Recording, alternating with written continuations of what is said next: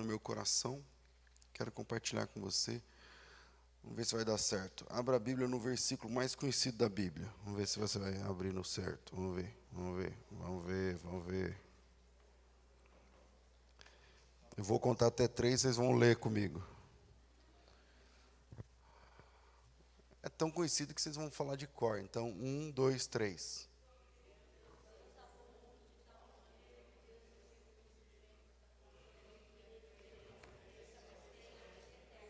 Como ensaio ficou bom. Agora vai. É isso.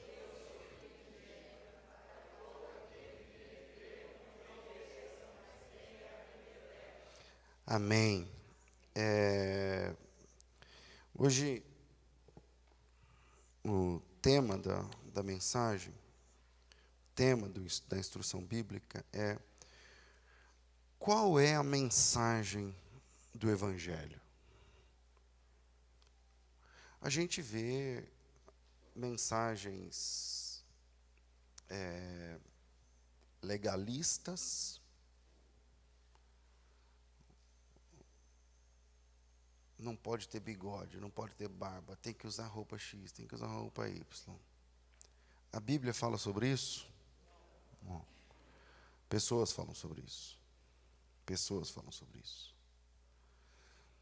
A gente ouve mensagens, obrigado, meu irmão. Enfim, muitas coisas sendo chamadas de evangelho.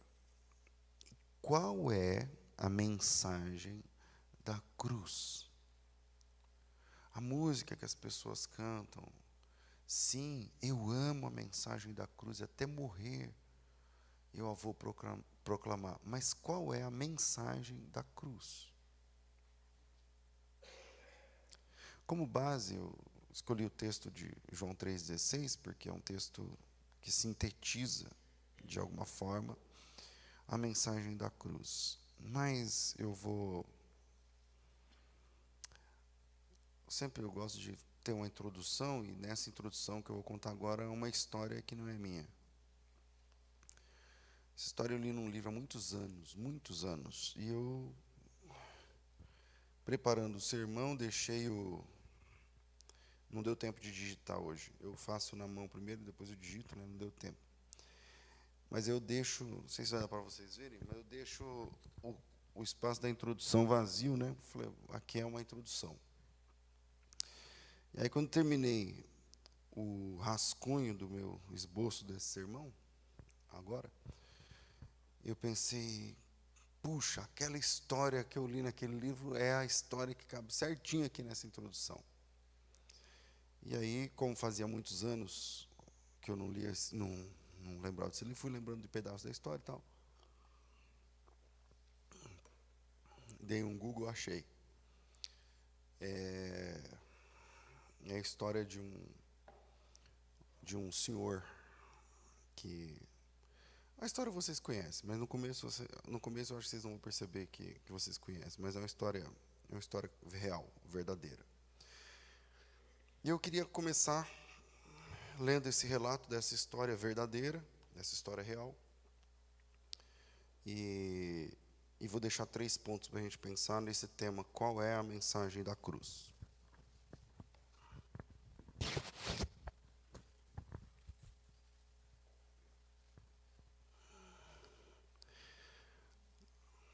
A introdução é o seguinte: o corredor estava silencioso, a não ser pelas rodinhas do balde e pelo arrastar dos pés do velho. Os dois pareciam cansados, e os dois conheciam bem aquele chão. Quantas noites Henk já havia passado ali limpando. Sempre cuidadoso nos cantos, sempre cuidadoso, não esquecia de armar ali o cavalete que anunciava o piso molhado. E nunca havia ninguém por perto, não às 3 da manhã. A saúde de Henk não era mais a mesma. A gota o mantém acordado. A artrite o obriga a mancar. Seus óculos dobram o tamanho dos seus olhos. Suas costas eram encurvadas. Mas ele faz seu trabalho, espalhando a água ensaboada, o sabão, esfregando as marcas de sapato deixadas pelos advogados naquele prédio. Ele vai terminar 1 hora antes do seu turno, sempre termina. Foi assim nos últimos 20 anos. Quando terminar, vai guardar o balde, sentar-se do lado do escritório do sócio majoritário e vai esperar. Ele nunca sai antes da hora. Poderia, ninguém iria saber. Mas ele não faria isso. Ele descumpriu as regras uma vez e nunca mais. Às vezes, se a porta está entreaberta, ele entrava no escritório, não por muito tempo, só para dar uma olhada. O escritório é maior do que o seu apartamento. Ele passa o dedo pela mesa, bate no couro macio da cadeira, fica em frente à janela e olha como o céu cinzento ganha contornos dourados quando vai amanhecendo. E ele fica lembrando, porque ele já teve um escritório assim. Há muitos anos atrás, Henk era Henry, quando o faxineiro era um executivo, há muito tempo atrás. Antes do turno noturno, antes do balde, antes do uniforme da manutenção, antes do escândalo. Henk não pensa muito nisso, não tem por que pensar. Meteu-se em problemas, foi demitido, perdeu tudo. Só isso. Poucas pessoas sabiam disso. E era melhor assim. Não é preciso contar para ninguém, é o segredo dele. A história de Henk, por falar nisso, é verdadeira. Eu mudei o nome e um ou outro detalhe. Dei-lhe um emprego diferente, coloquei em outro século, mas a história é verdadeira. E você já ouviu. É conhecida essa história. Quando eu lhe contar o nome verdadeiro do personagem, vocês vão se lembrar. Mas além de verdadeira, trata-se de uma história comum, é a história de um sonho perdido. A história de grandes esperanças chocando-se com difíceis realidades. Acontece com os sonhadores e, como todos nós sonhamos, acontece com todo mundo. No caso de Henk, foi um erro que ele não conseguiu esquecer. Um erro muito grave. Ele matou uma pessoa. Ele viu um bandido batendo num inocente, perdeu o controle e acabou matando o bandido. Quando todos ficaram sabendo, ele fugiu. Ele preferiu se esconder do que ir para a cadeia. Por isso fugiu. E o executivo virou um fugitivo. Uma história verdadeira, uma história comum. A maioria das histórias não são tão extremas quanto a dele. Poucos passam a vida fugindo da lei. Muitos, no entanto, vivem com remorso. Poderia ter feito a faculdade tal, poderia isso, poderia aquilo, mas agora, ao invés de fazer a faculdade, entrei numa banda de rock e tal, que não deu certo, e agora só me resta consertar portas de garagens. Agora só me resta isso, agora só me resta o epitáfio de um sonho perdido. Pegue um desses livros escolares de algum colegial e leia a sentença. O que eu quero ser quando crescer? E veja embaixo os sonhos. Universidade de primeira linha, escrever livros, viver na Suíça, médico no país, o melhor advogado da cidade. Agora encontre as mesmas pessoas 20 anos depois e leia o próximo capítulo. Alguns sonhos se tornaram realidade, mas muitos não deram certo. Nem todos deveriam. É bom lembrar. Espero que aquele rapaz baixinho que sonhava em ser lutador e tal tenha pensado melhor.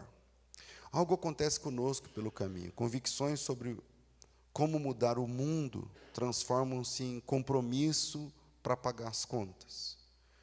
E ao invés de fazer algo importante, nós nos contentamos em ganhar o salário, viver pelo dia.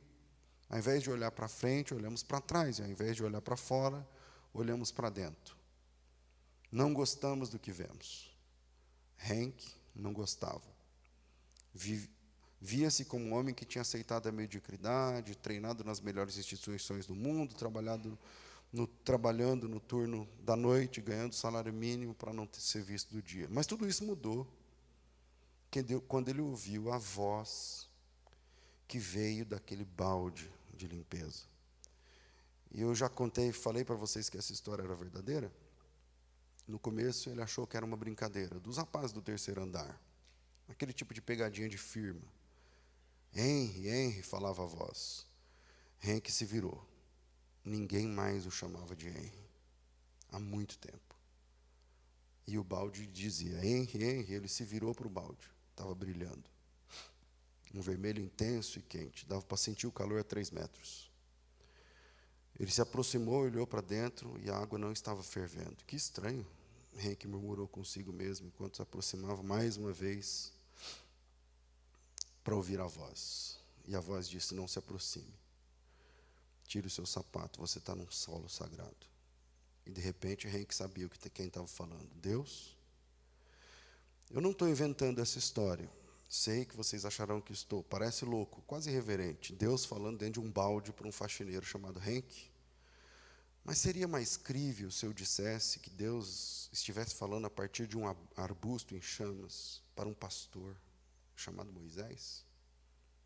Talvez assim seja mais fácil aceitar, mas só porque você já ouviu a história antes. Porém, por Moisés e um arbusto, ao invés de Henrique e um balde. Por isso não significa que a história é menos espetacular ou menos verdadeira. Claro que Moisés ficou em estado de choque. É fácil imaginar o que o espantou aquele velho. Que Deus tenha falado através de um arbusto ou que Deus tenha falado com ele. Como Moisés, Henrique também tinha cometido um erro. Você lembra da história? E adotado na nobreza, um israelita, criado num palácio egípcio, seus patrícios eram escravos, Moisés era um privilegiado, comia na mesa real, foi educado nas melhores escolas, sua professora mais influente era a principal do país, a sua mãe era uma judia escrava contratada para ser sua babá, Moisés, e vocês conhecem a história. Eu vou parar por aqui porque é um livro muito interessante, eu fico lendo e eu queria falar sobre graça e qual é a mensagem do Evangelho. E a primeira mensagem, a primeira parte que eu queria falar com vocês, quando a gente lê que Deus amou o mundo de tal maneira, que deu seu Filho unigênito para que todo aquele que nele crê. A primeira coisa que a gente tem que entender é que a gente só é crente e a gente só louva a Deus por causa da graça. Porque, como Moisés, nós também temos culpa no cartório. Alguns têm a felicidade de que essa culpa não tenha vazado para outras pessoas. Mas isso não faz de você um inocente. E isso não faz de você um homem que nunca falhou, uma mulher que nunca errou. Todos nós somos pecadores nesse negócio, chamado vida. E a primeira coisa que a gente tem que saber sobre a graça é que a graça não remove a culpa. Primeiro, a graça não remove a culpa. Não existe ser humano inocente. Pastor, mas e quem vive em santidade? É inocente? Não, não é inocente. É arrependido. Inocente é uma coisa, arrependido é outra coisa. Inocente é quem não cometeu pecado. Arrependido é quem se arrependeu por ter cometido pecado. E nem mesmo a graça pode remover a culpa. O que acontece na salvação é que não é que a graça remove a culpa, mas o Salvador paga a conta. E isso é diferente de você não ter culpa. Porque se a graça removesse a culpa de todo mundo, Jesus não precisava ter morrido no lugar deles. Eles não têm mais culpa. Então, não é que a graça remove a culpa. É que o Salvador paga a pena daquele culpado. Não existe pecador inocente. No Antigo Testamento, quando Israel ia ingressar na terra prometida, Deus chamou Moisés e falou assim, eu não lembro quantas, acho que eram 6, eu não lembro se eram 6. Está na minha cabeça 6, mas pode ser que eu esteja errado. Ele diz assim, quando você entrar em Canaã, você vai fazer X, eu não lembro se 3, 6, 2, 4, não lembro, tantas cidades de refúgio. Cidades de refúgio. Para que o pecador, culpado de morte, mas que não tinha dolo, possa ficar na cidade de refúgio. Ele dá exemplo, ele diz assim, porque lá no Antigo Testamento, se você é olho por olho, dente por dente, se você matou, então você tem que morrer, a pena é capital. E aí, às vezes, em alguns casos, a pessoa tirou a vida da outra, mas sem dolo.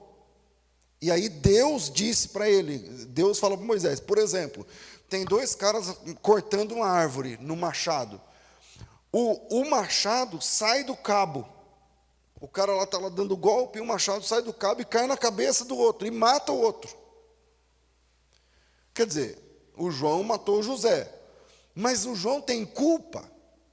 Não, o João não tem dolo por ter matado o José. Ele é um assassino porque ele tirou uma vida. Mas ele não tem dolo. E aí Deus falou assim, tem que fazer uma averiguação, saber se ele não tinha nada contra o outro, porque é muito fácil também forjar um tipo de morte assim, né? Então, se um não tinha raiva do outro, se os dois eram amigos, não sei o que lá, se tudo isso for verdade, então o culpado, aquele que tirou a vida, ele não teve dolo, então ele vai morar numa cidade de refúgio. Ele não pode sair daquela cidade, porque naquela cidade o vingador de sangue, que tem direito de tirar a vida daquele cara em troca da vida do sangue derramado, porque é vida por vida, na cidade de refúgio, o vingador de sangue não pode tirar a vida daquele cara que assassinou, que matou sem querer. E como hoje à tarde eu dei uma resposta longa para um seguidor do Instagram que me chamou desesperado, falando sobre graça e não sei o que e tudo mais, eu estava tentando explicar isso para ele. E ele disse, mas pastor, eu não lembro exatamente quais as palavras que ele usou. Eu falei, não, mas a graça não remove a culpa das pessoas. Só troca a pena. Você é culpado, mas na hora de pagar, por isso que é graça. Você faz a compra nos supermercados, uma compra para passar um bom tempo de coisas boas que dá R$ 2.500. Vários carrinhos, isso aqui é R$ 2.500. Aí quando chega lá, na hora de pagar, chega outra pessoa e paga no seu lugar. Você fez a compra. O supermercado comprou o produto e revendeu para você. O empacotador empacotou o produto. A transação aconteceu. Só que alguém pagou, o dinheiro entrou no caixa. Só que para você, aquela compra foi de graça. Então, a graça não remove culpa. Quando a gente, pastor, mas se a graça não remove culpa, Deus me enxerga sempre como pecador, não por causa do amor. Lá em Miqueias 7,19, abra a Bíblia. Miqueias é difícil, vai de Mateus para trás, né? Mateus, Malaquias, não sei o que lá, Miqueias. Miqueias capítulo 7, versículo 19, ele vai dizer o seguinte, que o amor de Deus, deixa eu achar aqui o texto, se alguém achar mais rápido que eu, abre aí, eu estou sem o computador aberto aqui, não salvei. Ninguém? Miqueias 7,19, diz assim, tornará a ter compaixão de nós, pisará aos pés das nossas iniquidades e lançará todos os nossos pecados nas profundezas do mar. Pastor, se a graça não remove a culpa, Deus sempre me enxerga como culpado? Não, Deus não te enxerga como culpado. Por quê? Porque a sua culpa foi transferida para o Salvador, e Ele sempre vai olhar você como um pecador, mas pecador arrependido. Não é que Deus esquece dos nossos pecados, Deus não sofre de amnésia.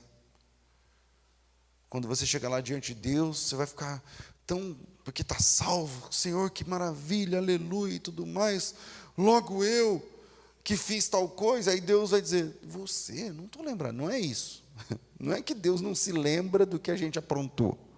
Mas esse texto está dizendo que para se relacionar conosco, Deus, Ele lança os nossos pecados nas profundezas do mar, dele não se lembra. Não é que Ele não se lembra porque ele sofre de algum problema, mas Ele não faz mais questão de tocar naquele assunto. Ele não faz mais questão de abrir aquele arquivo. Se a graça removesse culpa, não precisava da cruz. Por isso a graça ainda é mais maravilhosa. Presta atenção. Se você é pecador, fala eu. Beleza, eu também. Somos pecadores. Os nossos pecados são reais. Eu não sou pecador institucional. Eu não sou pecador por causa do pecado de Adão. Eu sou pecador por causa do pecado de Adão também. Quando eu nasci, eu já era pecador por causa do pecado de Adão. Mas quando eu cresci, eu colecionei os meus próprios pecados. Você não precisa do pecado de Adão para ser julgado por Deus. Você não é vítima do pecado de Adão. Você tem a sua própria coletânea de pecados pessoais.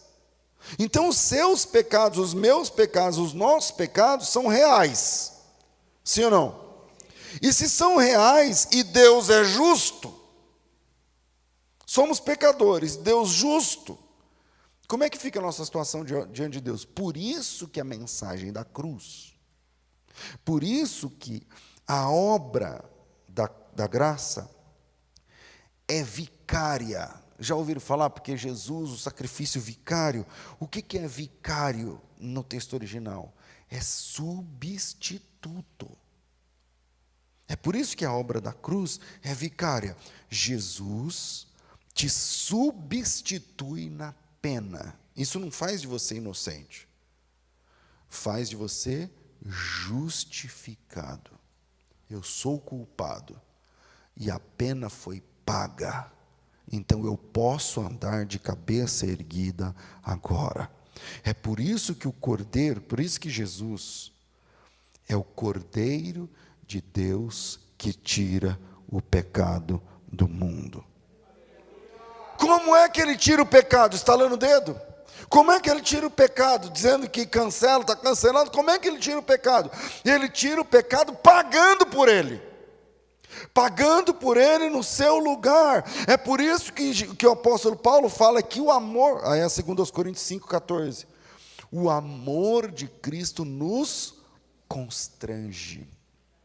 Porque o pecador sou eu, o pecador é você.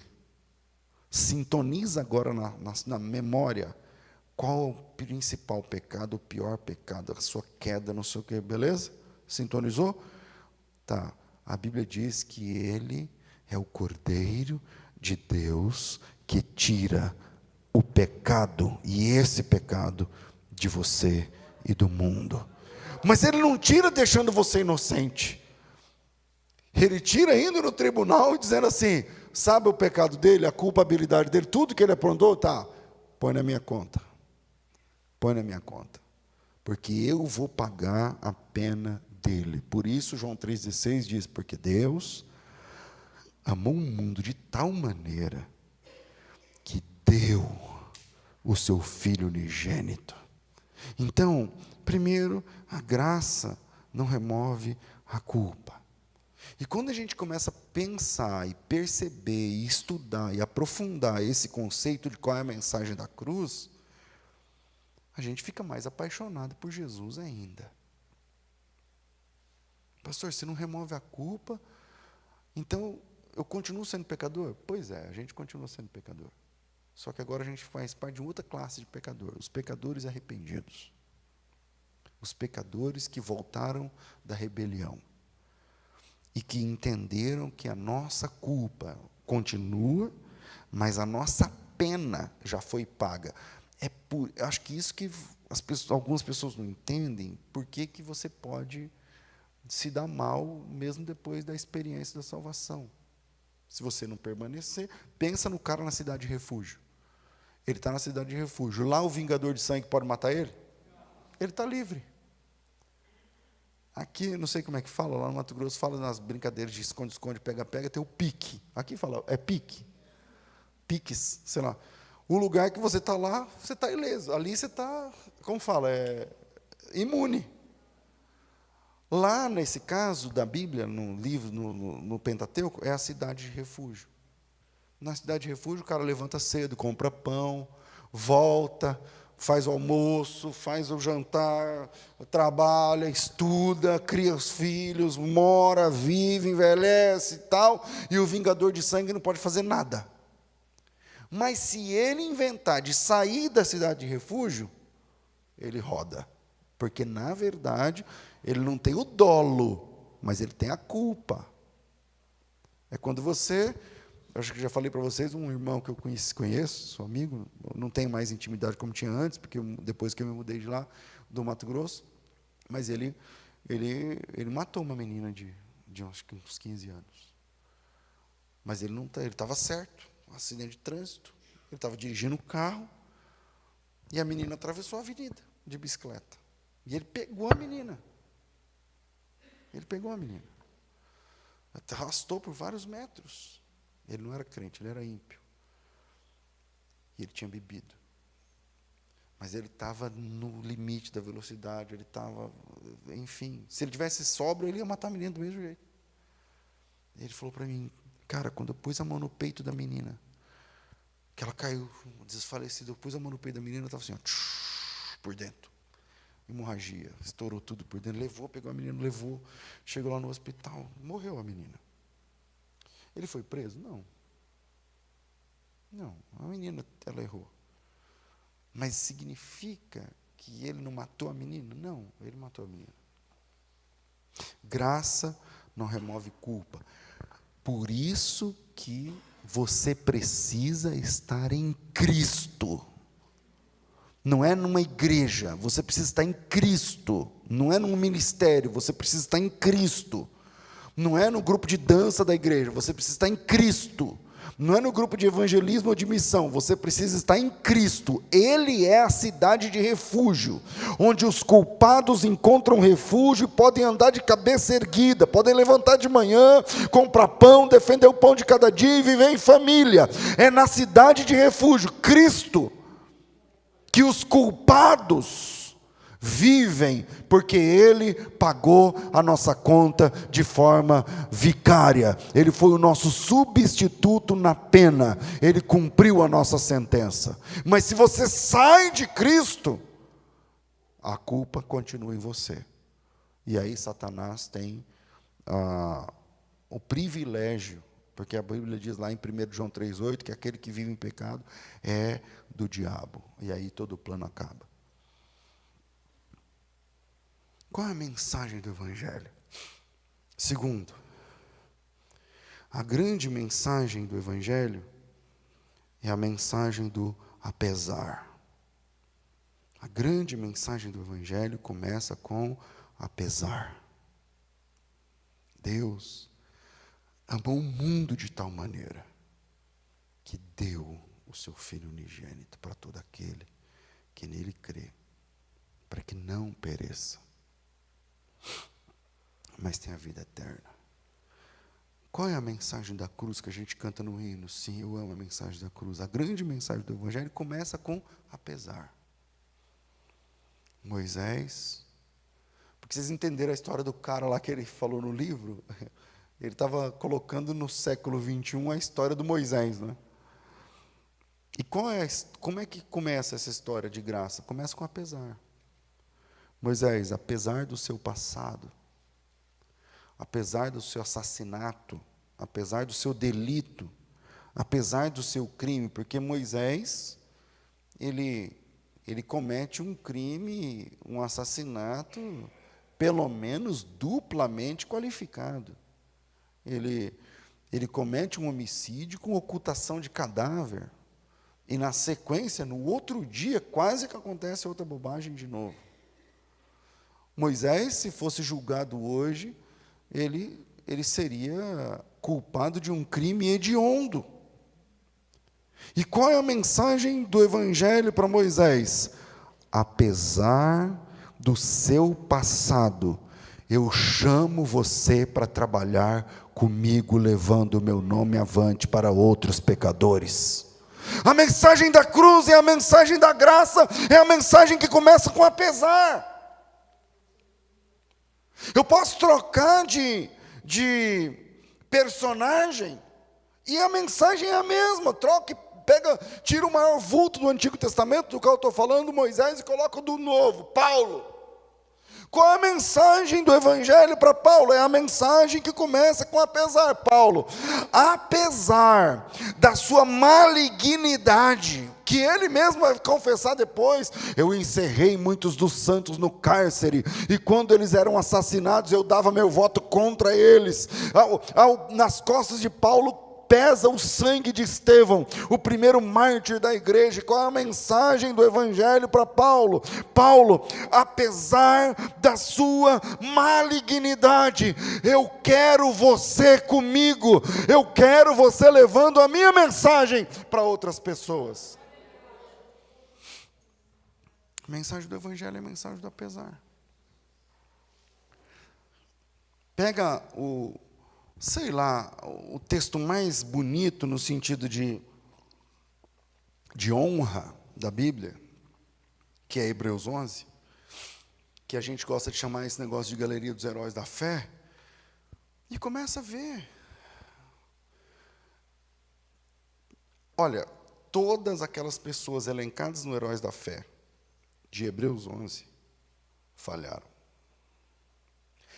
E aqueles cujas falhas não estão claras na Bíblia, porque tem algumas pessoas na Bíblia que a gente pode ler à vontade, você não vai achar erro nesses caras. Tipo, sei lá, tipo Daniel, José, entende? Acha um erro em José, difícil. Acha um erro na vida de Daniel, Abel. Mas não significa que eles não falharam, só significa que você não teve acesso a essa falha. Se eu vou falar para você, eu sou um espelho para você, olha para a minha vida, pode ser que você olhe, caminhe comigo e você não veja tantas falhas, mas não significa que eu não sou um pecador. E se eu olhar para você, pode ser que eu enxergue um homem de Deus, uma mulher de oração, uma mulher, mas não significa que você não tem falhas. Então, se você pegar a galeria dos heróis da fé de Hebreus capítulo 11, eu estou com a Bíblia nova e eu não estou acostumado. Com Hebreus capítulo 11, pela fé, Abel, pela fé não sei quem, cadê? Versículo 4, pela fé Abel ofereceu um sacrifício, pela fé Enoque foi trasladado, lá, versículo 7, pela fé Noé divinamente inspirado, versículo 8, pela fé Abraão sendo chamado, versículo 17, pela fé Abraão, não sei o quê, pela fé, versículo 23, Moisés, depois de nascer, foi escolhido e tal, pela fé, abandonou o Egito e tal, no versículo 27, pela fé fulano, pela fé ruíram as muralhas de Jericó, versículo 30, você já leu 31? Pela fé Raabe, a prostituta. Aí parece que começa a ficar clara essa questão. A mensagem do Evangelho é a mensagem do apesar. Quer saber? Todos os heróis da fé falharam. Porque todos nós somos meros pecadores. E a graça é o apesar de Deus na nossa vida. Graça é o apesar de Deus para nós. É Deus olhando para você essa noite e dizendo: eu amo você apesar disso e disso e disso. Por isso que o crente que entende a graça é difícil lidar com fariseus. Porque o fariseu, os santarrões, os arautos da moralidade, são aqueles que não admitem os seus erros. Entende? Então, esquece essa pegada de que, mas a saia, mas não sei o quê, mas isso aqui. Sabe aquelas pessoas que só vivem para encher o saco da gente? Que só vivem para encher a paciência? Que fica caçando, achando. Tá, não, esquece isso. Deus não te chamou para ser perfeito. Ele te chamou para ser dele, para andar com ele. E o chamado de Deus começa com apesar. Pastor, mas a Bíblia não diz, anda em minha presença ser perfeito? Tá, diz, mas quem conseguiu? Essa perfeição se completa na escatologia, meu amigo. É quando vier o que é perfeito, lá em Coríntios capítulo 13, versículo 13? Acho que é 13, 10, né? Quando vier aquele que é perfeito, então essas coisas serão aperfeiçoadas. Coríntios capítulo 13, dá uma lida ali. Então, Deus nos chamou para sermos não arautos da moralidade, mas arautos da graça de Deus, para falarmos desse apesar, para falarmos que há vagas no céu para um pecador desgraçado, afastado de Deus. Há vagas no céu para alguém como você. O nosso Salvador, Jesus Cristo, lá em Mateus 11:19, ele era conhecido, o apelido foi maligno, tá? O apelido que deram a ele foi na maldade. Mas olha que apelido abençoado. Ele era conhecido como amigo dos pecadores. É assim que o nosso Salvador era conhecido. A mensagem da cruz é: ainda tem jeito, ainda dá, ainda pode. Deus ainda pode reverter a desgraça que se aprontou na tua vida. A mensagem do Evangelho é: apesar disso, Deus ama você e tem um plano perfeito de salvação, de redenção, de resgate, de busca, de libertação, de pregação do Evangelho, de ministério na tua vida. Essa é a mensagem da cruz. Tem que encerrar. Terceiro, a nossa vida, acho que eu falei ao contrário, do jeito que vai aparecer aí. A tradução da Bíblia é a nossa vida. Lembrando que eu estou lendo aqui o rascunho do que ia ser a pregação, né? Aí eu coloquei ao contrário, aqui no rascunho eu coloquei: a nossa vida é a melhor tradução da Bíblia. Eu estou aqui, eu trabalho, vocês sabem, na área técnica, acadêmica, não sei o que lá e tal, de hebraico, de não sei o que lá.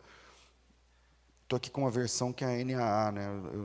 A primeira Bíblia que eu tenho dessa versão que está todo mundo falando. Eu falei: deixa eu ver como é que é e tal, Almeida atualizada. Estou gostando pelo que eu estou vendo, estou gostando, mas uma das coisas que eu mais respondo: pastor, qual que é a melhor tradução? Pastor, que não sei o quê, professor, não sei o que lá. Tá. A melhor tradução da Bíblia é a nossa vida. É por ela que as pessoas entendem a Bíblia. Não é pelas aulas. A ideia é assim, é complicado entender a Bíblia.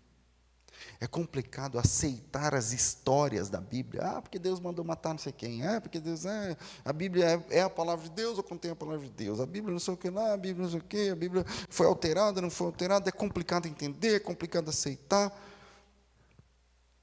Então vamos simplificar. Olhe para as nossas vidas. Olhe para as nossas histórias. Olhe para o nosso testemunho. Você já percebeu? Falando de Paulo, como eu disse agora há pouco, né?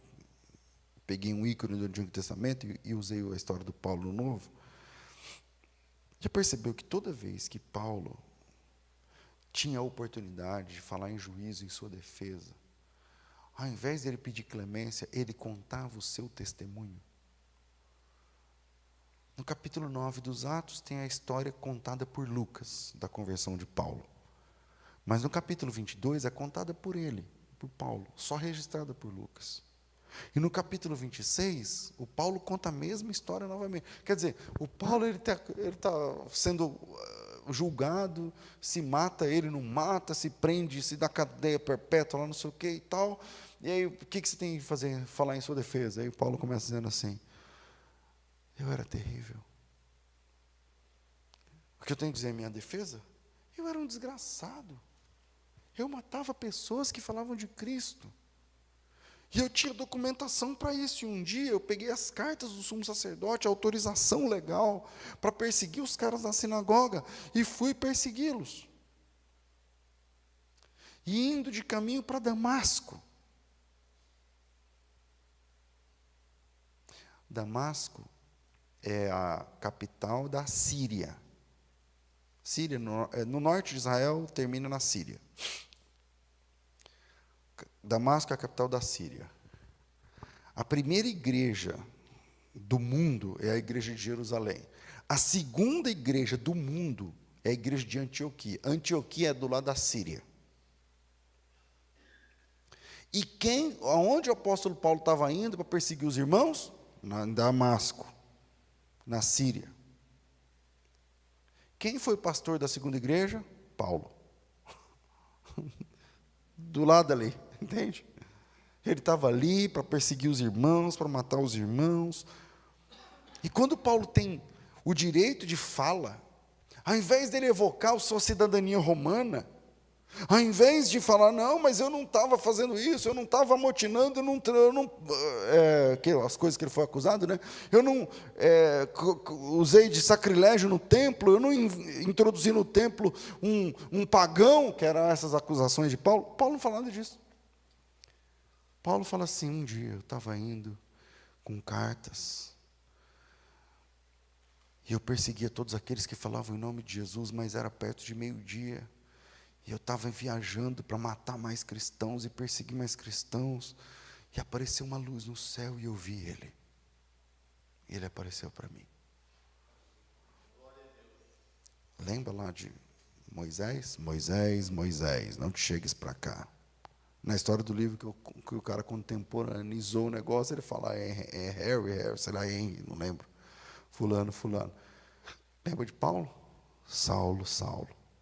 É a mesma didática. E perto do meio-dia apareceu uma luz maior do que o sol do meio-dia.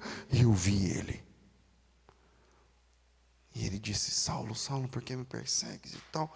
E Paulo vai contar essa história 1, 2, 3 vezes. E mesmo quando Paulo está cercado de crentes, como lá em Filipenses 3, quando Paulo escreve aos Filipenses capítulo 3, eu não sei o versículo, mas se você procurar aí, no começo, não é muito longe não, do capítulo 3, no começo, 5, eu não sei, ele vai dizer, eu poderia me gloriar, eu sou fariseu, filho de fariseu, segundo a lei irrepreensível, conforme não sei o que lá, eu era o cara na religião, mas eu considero tudo isso como esterco, é o que ele vai dizer, cocô, como ele vai dizer. Então, a melhor forma de pregar o Evangelho é vivendo o Evangelho na frente das pessoas para quem você quer pregar. Porque a nossa vida é a melhor tradução da Bíblia. As pessoas não vão entender a Bíblia, mas elas vão ver Jesus na sua vida. As pessoas vão ter problema com a leitura, com a tradução, com não sei o quê, com as histórias, mas elas vão enxergar Jesus nas suas atitudes.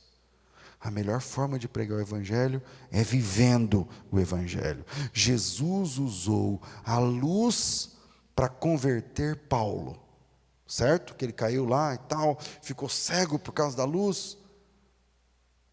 E na sequência, Paulo se tornou aquela luz para outras pessoas. Deus, ele usou a sarça para converter Moisés, a sarça acesa, incandescente,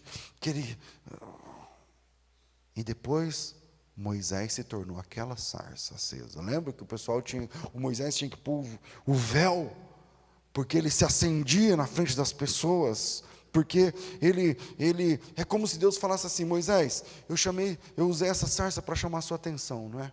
Agora eu quero chamar a atenção de um cara muito poderoso lá no Egito, é o faraó, e para isso eu vou incendiar a tua vida lá no Egito, para que ele olhe para mim igual você olhou quando eu incendiei essa sarça. Você topa? Ele falou, eu vou.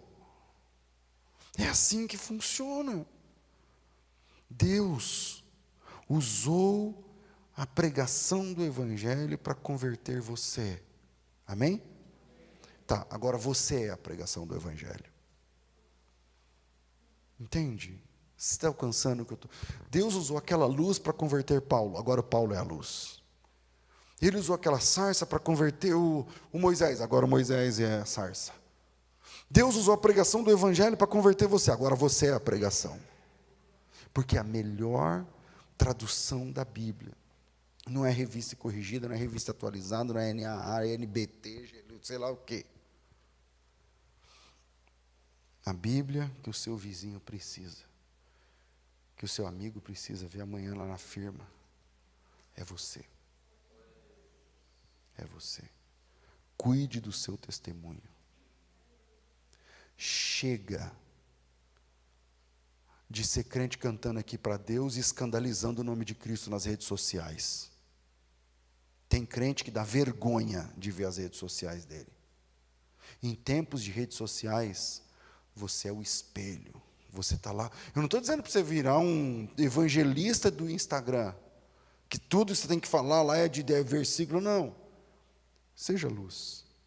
E o Evangelho, a graça de Deus e o Espírito Santo vai, sabe, pegar essa palavra que eu estou falando, um palavrão, no sentido de que do nada o pastor está dando uma marretada, mas o Espírito Santo vai lapidar isso que eu estou falando, para caber dentro da sua compreensão, do seu coração, e mudar as suas atitudes hoje. E você fazer um compromisso com Deus de dizer assim: eu entendi que a melhor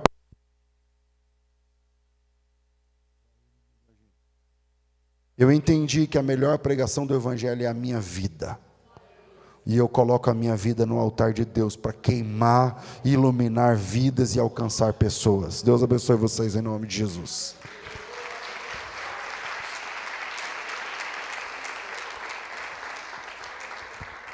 Vamos ficar de pé, meus irmãos.